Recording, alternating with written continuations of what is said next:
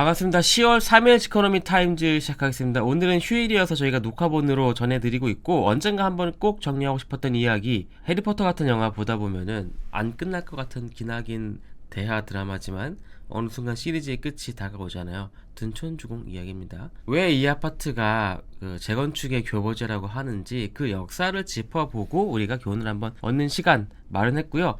일단 제가 둔촌에 대해서 부정적으로 얘기했다는 지적 꾸준히 많았습니다. 불편을 느끼셨다면 죄송하고 제가 일단 머리 받고 시작하겠습니다.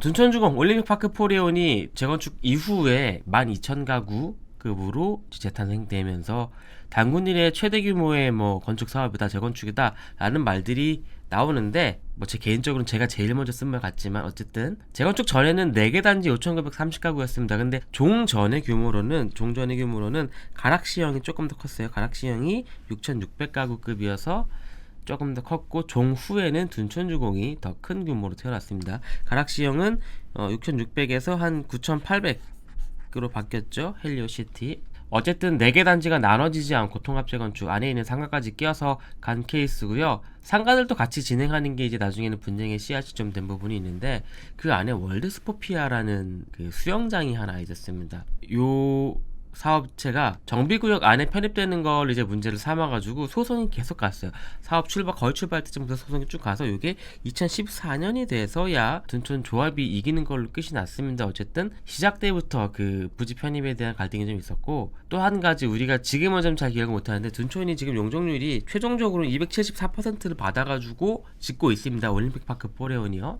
근데 처음에는 그렇진 않았어요. 처음에는 우리가 사실 지금의 1종 주거지, 2종 주거지, 3종 주거지 이렇게 나눠놓은 게 그렇게 역사가 오래되지는 않았어요. 옛날에는 주거지, 상업지 이렇게만 있다가 나중에 종에 따른 용적률을 또 이제 따로 정하게 되는데, 그때 이제 둔촌이 2종 주거지를 받았습니다. 2005년이었어요. 근데 2종 주거지를 받다 보니까 당시 서울시 기준으로 하면은 200% 용적률을 일단 지금도 법적 기준보다는 더 깎죠. 그래서 200%에다가 최고 층수 12층 제한 이렇게 받다 보니까 사업성에 엄청난 타격을 받았어요. 재건축이 이제 출발하려고 하는데, 심지어 3, 4단지 예전에 가보면은 둔촌주공이 저층 단지가 있고 중층 단지가 있어요. 근데 3, 4단지는 10층짜리였단 말이죠. 그러다 보니까 당연히 더더욱 사업성에 타격을 받을 수가 없는 상황이었습니다. 나중에 가서 학교 쪽에 있는 종 낮추고 공원 쪽에 있는 종도 낮추고 2종 1종 이렇게 낮춰가지고 아파트 쪽은 조금 이제 용적률 좀 더 끌어오고, 그 제한된 용적률 안에서 어쨌든 260 상한 260까지 가는 식으로 됐었는데, 조합은 계속 이제 3종을 받고 싶어 했었단 말이죠. 근데 서울시에서는 계속 안 해줬어요. 이게 이제 2005년 6년의 상황인데, 그 와중에 아까도 나왔던 가락시형이 헬리오시티가 재건축하면서 11년도에 3종을 받습니다. 3종을 받아서 둔촌도 야 우리도 3종 받자라고 해서 계속 밀어붙이다가 결국에 2013년에 서울시 도계위에서 부분적인 종 상향을 받습니다. 그러니까 단지 전체가 3종이 되는 게 아니라 단지의 일부만, 지금 둔촌이 굉장히 큰데 약간 서쪽으로 해가지고 대로변 접하는 그쪽만 3종 주거지를 받고, 저기 산 쪽 그린필드 쪽은 2종을 받아가지고 평균적인 용적률 274가 나오도록 조정이 됐습니다. 대신에 이제 소형주택 비율이 올라갔는데, 지금 둔촌에 가보면은 약간 원룸 같은 집들, 그리고 옛날에 약간 복도식 아파트에서 많이 보던 그런 구조가 나오는 게, 소형 아파트 많은 게 요런 이유가 되겠습니다. 자, 그리고 나서 쭉쭉쭉쭉 갔어요. 사업이 2010년에 시공자를 선정했는데 당시에 들러리 논란이 있었습니다.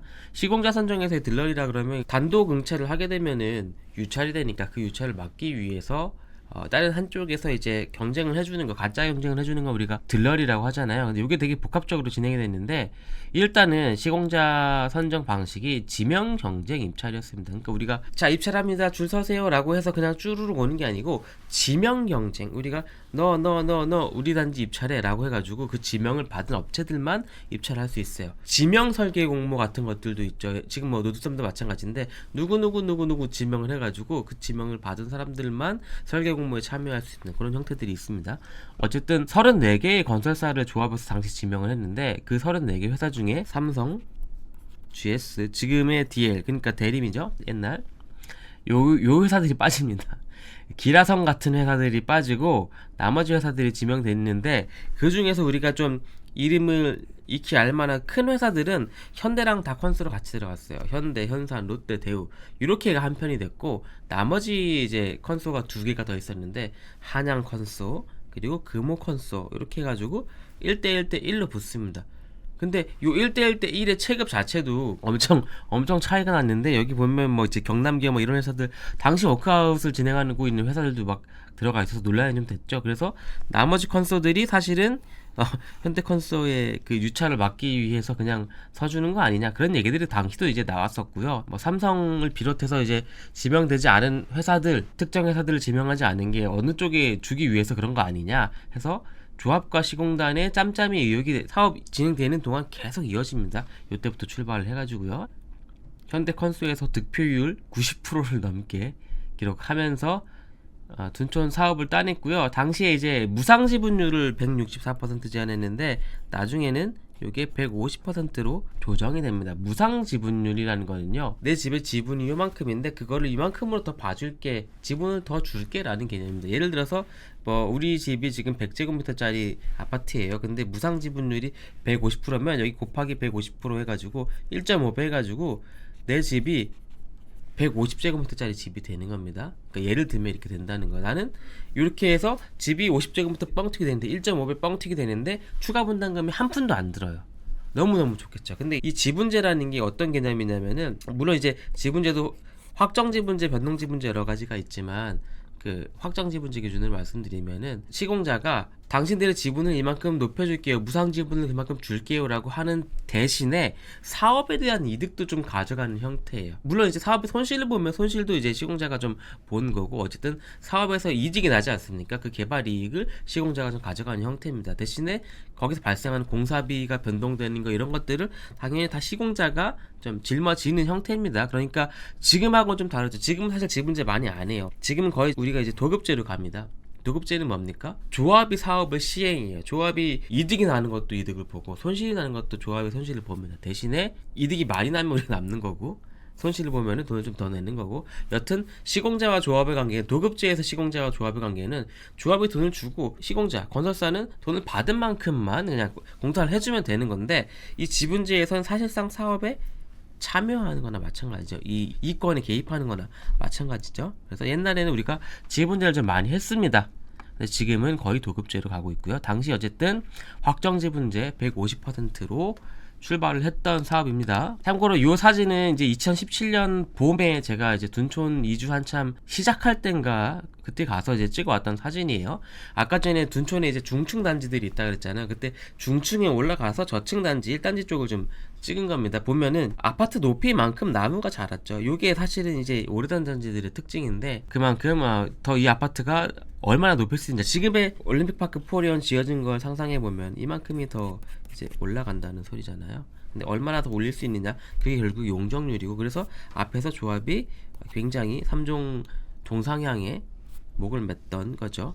어쨌든 이때가 이제 이주 나갈 때인데, 제가 17년도에 갔다 왔다고 말씀드렸잖아요. 근데 이제 2018년도까지 이주를 다 하긴 했어요. 했는데 문제는 철거를 못했습니다. 대망의 2018년에 철거하기 전에 원래 이제 성면이나 그런 거에 대한 이제 계획을 좀 짜야 되는데, 성면이 발암물질이기 때문에 이게 뭐 새나가면 안 되잖아요. 근데 거기서 문제가 터집니다. 신고가 들어와가지고 둔촌이 성면이 관리하는 거에 좀 약간 부실이 있다라고 해서 이주를 다 끝내놓고 1년 동안 철거를 못했어요. 건물 세워놓고 그냥 1년 동안 가만히 있었습니다. 철거를. 여기 이제 둔촌도 마찬가지고, 당시에 이제 과천 재건축 단지들 성면으로 굉장히 이제 골머리를 앓았는데 1년 있다가 결국 19년도부터 철거를 합니다. 문제는 이 1년의 시간이 우리가 앞으로 살펴볼 둔촌의 사업 과정에서 굉장히 뼈아픈 시간이었다라는 거죠. 그러니까 1년이 이제 미뤄지면서 뭐가 생겼냐면은, 원래는 우리 진작에 뭐 이제 거의 한 착공을 했어야 될 시점부터 이제 철거를 했단 말이죠. 철거를 하는 와중에 민간 택지 분양가 상한제가 시행이 돼 버립니다. 이건 물론 계속 집값이 오르고 있었기 때문에 예고는 됐어요. 할 거다 예고는 되다가 19년 11월에 가가지고 이제 그동안 여름에 고친 법이랑 다 끌어와서 시행을 했던 거란 말이죠. 근데 기존의 상한제가 그러면 민간 택지는 없었냐? 있긴 있었으니까 법에는 살아 있었는데 시행하는 조건이 굉장히 까다로웠던 거를, 그 조건을 좀 풀어가지고 투기가열지구에서 동단위로 지정할 수 있게끔 요때 비로소 바꿨던 거죠. 그래서 당연히 둔촌동 지정됐고요. 그 전에는 민간 택지 분양가 상한제가 살아 있었지만 시행은 안 되고 공공택지에만 상한제가 적용되고 있었고요. 어쨌든 상한제가 시행되면서 당연히 재건축 재개발 조합들 분양가의 상단이 완전히 막혀버리는 거기 때문에 피해가 발생한 건 아니지만 우리가 더 큰 이득을 볼 수 있는 걸 볼 수 없는 형태가 되는 거죠. 왜냐면 우리는 발생하는 공사비나 이런 사업비를 분양가를 통해서 충당해야 되는데 그 수익 자체가 제한이 되는 거잖아요. 그렇기 때문에 정비사업을 추진하는 조합들 입장에서 굉장히 민감한 문제였는데 둔촌은 성면 때문에 1년을 쉬면서 안 맞아도 되는 상한제를 맞게 돼버린 겁니다. 왜냐면 우리가 철거 빨리 끝내고 빨리 착공하면서 분양해버렸으면 이거 안 받고 가는 건데 맞게 된 거예요. 지금 생겨버린 거예요. 근데 이제 하늘이 도와서 상한제 당연히 이제 갑자기 시행되는 거다 보니까 시행하겠다고 11월에 발표했지만 시행 자체는 이듬해 20년도 4월에 하기로 얘기를 했다가 그걸 다시 조금 더 미뤘습니다. 그래가지고 20년 7월까지 시간이 좀 더 생겼어요. 그럼 그 안에 분양하면 상한제는 적용받지 않잖아요. 근데 문제는 상한제가 없어도 우리가 당시에 분양가를 규제하는 방법이 하나 있었습니다. 허그의 고분양가 관리. 허그는 주택도시보증공사죠. 보증을 무기로 분양가를 관리하는 형태가 하나 있었어요. 분양을 하는 모든 사업장은 허그의 분양 보증을 받아야 돼요. 이 사업자가 망해도 분양받은 사람들한테 누군가는 돈을 돌려줘야 되는데 일종의 보험이죠. 그 보험사에서 그러면 우리가 무슨 조건으로 보증을 해줄 거냐? 그 조건이 분양가였어요. 이제 공공기관이니까 일정 분양가를 넘지 않는 조건으로 분양 보증을 해줬단 말이죠. 분양 보증은 무조건 받아야 되는데 안 받으면은 분양할 수가 없으니까 당연히 이제 울며 겨자 먹기로 그 분양가에 맞출 수밖에 없었죠. 둔촌은 당시에 이제 허그에서 뭐 2,900선으로 제한을 하려고 했다라는 이제 얘기들이 많이 나왔죠. 둔촌은 3,000 이상을 받고 싶었고 지금은 3,000 굉장히 싸 보입니다만 당시는 둔촌동이 3,000이나 라는 그런 말도 나오기도 했었어요. 어쨌든 둔촌 그러다 3,550까지 갔습니다. 관리처분 명령할 때. 그래서 이 분양가를 이제 이견을 좁히지를 못해가지고 허그랑 협의를 못해서 계속 분양이 뒤로 갑니다. 그렇다고 이제 둔촌이 후분양을 갈 수 있는 단지냐? 지금 이렇게 분양가 안 맞아서 선분양 못하면 나중에 결국에는 후분양으로 가야 되는데 둔촌이 후분양을 할 수 있을 만한 컨디션이냐? 여기에 대해서는 이견이 되게 많았어요. 왜냐하면 그때까지 후분양이라는 거는 강남에서 사업성이 굉장히 좋은 단지들 후분양으로 가가지고 분양 보증 이제 허그에서 안 받고 자체 보증을 해가지고 분양가 높였을 때도 소화 가능한 곳들 그게 이제 강남 현장들밖에 없었고 둔촌이 그렇게 할 수 있느냐? 에 대해서는 이견이 굉장히 많았기 때문에 그리고 시공단에서도 굉장히 부정적이었고 그렇게 가는 거 어쨌든 선분양을 하지 못하고 이렇게 시간을 보냅니다. 그러다가 이제 2020년도에는 조합과 시공단이 계약을 바꿔요. 도급제 아까 전에 지분제로였다 그랬죠. 근데 이제 도급제로 바꾸고 공사비도 2조 6천억 원에서 3조 2천억 원을 바꿉니다. 그러니까 이게 사업비가 아니에요. 공사비만 이만한 사업장이 사업비만 3조라는 거예요. 3조. 둔촌이 사실은 사업이 계속 미뤄지면서 이주 나가셨던 분들이 예를 들어서 뭐 내년에는 이제 아파트 지어져서 들어가야 되는데 그 시점이 계속 미뤄지잖아요. 미뤄지고 이제 전세는 또 계속 돌리시는 거죠. 전세 계속 돌아가는 그 비용 그리고 이주비 대출에 대한 이자 해가지고 그 이자 비용이 어마어마했다고 하죠. 여튼 이렇게 계약을 바꾸는데 요게 또 화근이 됩니다. 이제 미래에 씨앗을 심어놓는 게 되는 거예요. 왜냐면은 사업이 계속 이제 지연되니까 안에서 혁명이 일어납니다. 너네 뭐 이런 것 때문에 잘못한 거 아니냐, 이런 거 좀 문제했던 거 아니냐 해서 혁명이 일어나서 집행부가 완전히 이제 엎어져요. 조합이 새 지도부를 선출하게 되는 거죠. 당시에 이제 그 추진위 때부터 해오셨던 조합장을 비롯해서 정비업체도 꽤 큰 곳이었는데 정비업체랑 뭐 다 갈렸어요. 다 갈려가지고 어쨌든 새 집행부가 선출됐고 우리가 프랑스 혁명에서 봤지만 새 정부가 수립되면 어떻게 합니까? 과거의 잘못들 다 들춰보죠. 그래가지고 뭐야 이 계약 제대로 된 거 맞아? 똑바로 안 된 거 같은데 해가지고 하나하나 들춰보다 보니까 이제 또 시공단과의 불화가 시작됩니다. 이거 말도 안 된다. 어떻게 금액을 이렇게 올릴 수 있냐? 이거 안 돼! 라고 이제 조합에서는 당연히 나가고 시공단에서는 어떻게 합니까? 아니, 무슨 소리야? 우리 지금 공사 이만큼 했는데 원래는 너네가 빨리 분양을 해가지고 따박 우리한테 돈을 줬어야 되는데 우리 지금 돈도 안 들어오고 있는 거 그냥 우리 돈을 공사하고 있는데 뭐 올리는 것도 안 된다고? 아, 나 안 해! 가 되는 거죠. 사상 초유의 공사 중단 사태. 그게 우리가 알고 있는 22년 4월 15일 이후의 일입니다. 원래 이게 뭐 당장 오늘 갑자기 중단합니다 라고 한 게 아니라 그 전에 협의가 깨지고 안 됐으니까 이렇게 온 거죠. 그래서 우리가 경매 같은 거에서 많이 볼 수 있는 유치권 현수막이 둔촌주공 아파트에 걸리게 됩니다. 여기서 한 가지 알 수 있는 거, 대기업이 유치권을 걸면은 현수막을 굉장히 깔끔하게 다는구나. 지금이야 우리가 약간 이렇게 농담처럼 얘기할 수 있지만 그때는 정말 심각한 상황이었죠. 참고로 이제 유치권이라는 거는 어떤 개념이냐면은 제가 어디서 이제 공사를 대신해 줬어요. 대신해 줬는데 그 돈을 못 받았단 말이죠. 공사는 이미 거의 다 해줬는데 돈을 못 받았기 때문에 그 내가 지었던 그 공사물 현장을 점유해 가지고 나중에 쟤들 어차피 돈 없어 돈 못 주고 있으니까 쟤들의 물건을 인수하신 분들이 그 사업을 인수하시더라도 나랑은 정산할 게 따로 있습니다. 나 그 돈 받을 때까지 이거 점유 해지 안 할 거예요 라는 겁니다. 약간 이제 볼모로 잡는 거, 인질로 잡는 거예요. 이 사업장 자체를, 현물 자체를. 그게 바로 유치권의 개념이고, 요 말은 그 만약에 이제 둔촌주공조합이 당시 잘못해서 파산해서 만약에 다른 이제 업체들이 경공매로 딴다고 하더라도 이 시공단과 다시 정산을 해야 됐기 때문에 아무도 여기 들어올 수 없는, 결국에는 이 시공단이 최종적으로 인수할 수밖에 없는 약간 그런 식으로 흘러갈 가능성이 보였던 거죠. 트리마제 가게 나왔던 상황이었던 거죠. 여튼 유치권 행사까지 갔고, 이렇게 강대강 대치를 사실 하다 보면은 길어질수록 조합이 손해를 볼 수밖에 없습니다. 우리가 아크로리버파크 신화 계속 얘기하지만 이 핵심이 뭐였습니까? 사업기간. 결국 이 사업을 어떻게든 빨리, 무조건 빨리 진행시켜서 빨리 지어놓는 게 모두에게 유리하다, 해피하다. 그렇기 때문에 이제 당시 조합장님, 지금도 다른 조합들 돌아다니면서 강연하실 때 그걸 강조하시죠. 여튼 서울시에서 중재에 들어갔지만 결국에는 이제 6개월이나 시간을 끌어서 10월에나 끝났고, 그동안 이제 한여름에 장마 같은 거 다 맞으면서 이게 뭐 안전성에 문제가 없냐 그런 말도 당시엔 나왔습니다. 여기까지 갔는데 또 한 가지 문제가 이제 불거진 게 상가와의 분쟁도 표면화되기 시작했어요. 물론 이제 착공하기 전부터 상가조합원들과의 분양 관련한 문제, 상가조합원들은 아파트를 줄 것이냐라는 문제가 있었지만, 상가 자체의 문제, 통합재건축이라 그랬잖아요. 아파트와 상가가 같이 가는 건데 정산 자체는 독립정산제라고 해서 상가에서 따로 합니다. 그래가지고 이제 옛날부터 상가는 재건축 사업을 맡아가는 이제 PM사가 있었어요. PM사가 있었는데 아까 전에 아파트 조합이 혁명으로 완전 갈린 다음에 상가의 재건축 주체도 이제 통합상가위원회라는 것으로 바뀌었는데 문제는 여기서 PM사랑 계약을 해지해버린 거예요.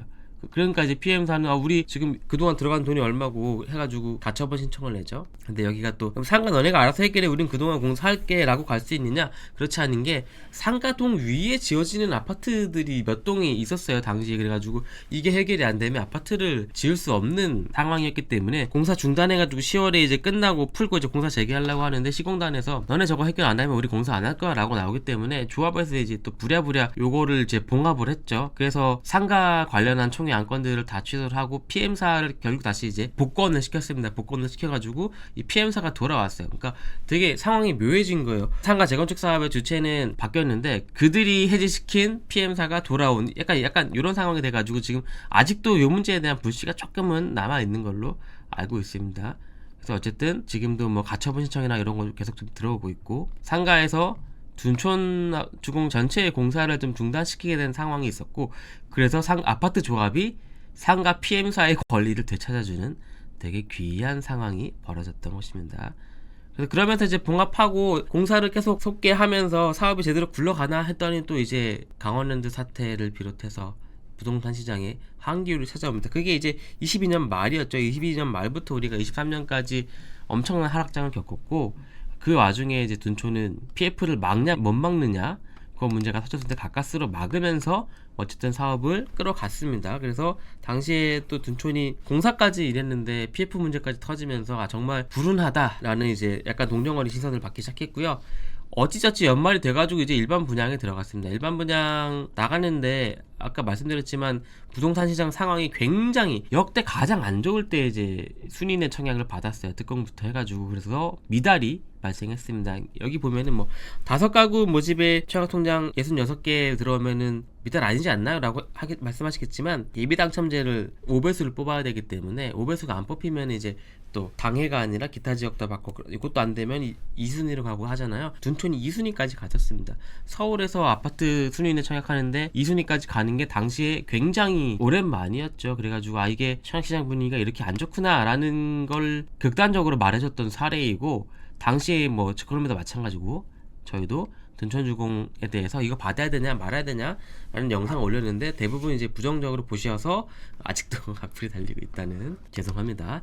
여튼 이런 사태가 이제 벌어지고, 사실 이게 정부에서도 굉장히 예의주시했죠. 왜냐하면은 둔촌주공의 흥행이 참패가 되면은 후속으로 나올 단지들에 미칠 영향이 굉장히 커질 수 있고 또 당장 둔촌주공의 공사비나 이런 문제들로 이어지면서 사업이 중단되거나 하는 문제로 이어질 가능성이 높기 때문에 바로 13 대책이 나왔습니다. 이게 뭐 둔촌주공을 위해서라는 말은 하지 않았지만 모두가 둔촌주공 구하기로 받아들였던 대책이 요거였죠. 13 대책. 아마 이 정부 들어서 가장 큰 규제 완화 대책이었고 당시에 이제 되게 여러 가지 나왔어요. 그 중에 하나 우리가 지금은 기억을 못하지만 당시만 해도 아파트를 분양받을 때 중도금 대출 규제가 있습니다. 분양가가 얼마 이상인 주택형은 중도금 대출을 허가해서 보증해주지 않는, 그래가지고 중도금 대출을 못 받는 그런 것들이 좀 있었는데 이게 당시 12억까지 풀려 있었는데 그거를 없애면서 당시 둔촌의 84 주택형까지가 다 구제가 되어버립니다.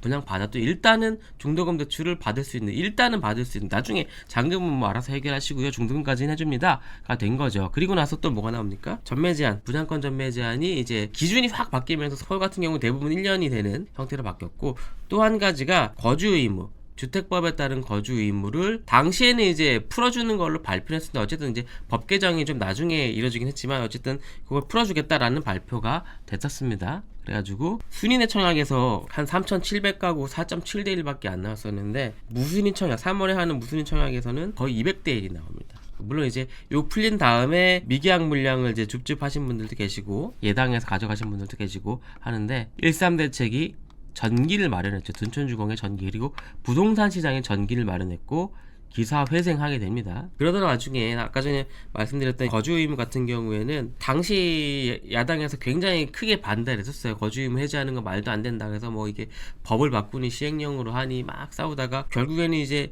약간 총선 모드로 슬슬슬슬 가는 듯 했어요. 그래가지고 요거는 이게 물 건너가는구나 모두가 생각하고 있었는데 21대 국회 막바지에 둔촌주공에 큰 선물을 주고 갑니다. 이게 폐지가 아니라 유예가 됐죠. 3년 유예.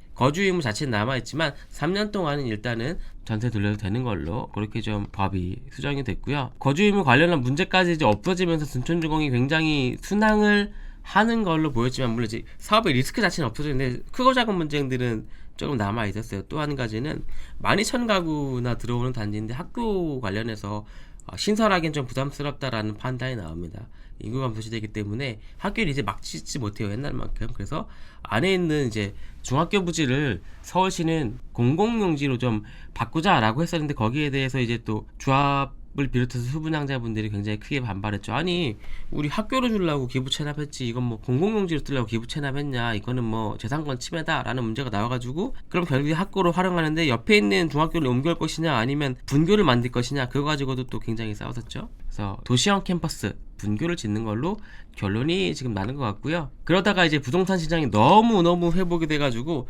요거까지 이어졌습니다. 정부에서 사실상 우회적인 금융 규제를 들어가면서 은행들이 자체 대출 규제, 자체 규제를 좀 하고 있는 와중에 전세 대출도 잠그기 시작합니다. 그냥 주담대만 잠기는 게 아니라 전세 대출 받으시는 분들이 전세 대출 받으실 때 혹시 그 집주인이 새 아파트를 분양받아서 아직 등기를 안 친 상태인가요? 그러면 대출 안 해줄래요? 라고 나오는 은행들이 좀 늘기 시작하는 거예요. 그러니까 이게 어떤 전략에 타격을 입냐면은 내가 일단은 아까 전에 중도금 대출까지만 그냥 받아놨단 말이에요. 받아놓고 잔금도 사실은 없는데 혹시 세입자가 들어오면은 세입자의 전세 대출 끌고 들어올 거 아닙니까? 그 돈을 가지고 잔금을 치는 요 전략을 구상하셨던 분들 같은 경우에는 세입자가 전세 대출을 못 끌어오기 때문에 수억 원의 전세 자금을 마련하기 힘들 거 아닙니까? 그렇기 때문에 더욱더 이제 세입자가 품귀가 되는 그런 현상이 나타날 수밖에 없는 거죠. 대출 규제가 이루어지면은 세입자 모시기 경쟁을 할 수밖에 없는 거죠. 안 그래도 전세 물량 많은데 여튼 그렇게 돼서 자금 조달 계획에 좀 차질이 생기시는 분들도 계실 수 있는 점, 이게 지금 둔촌이 여기까지 진행이 됐고요. 앞으로는 또 이제 뭐가 나올 수 있느냐 우리가 좀 살펴보면은 첫 번째 이전고시가 있습니다. 그러니까 이게 다 짓고 다 입주하고 행복하게 살면 좋겠지만 입주한 다음에 우리가 또 뭘 정산해야 됩니까?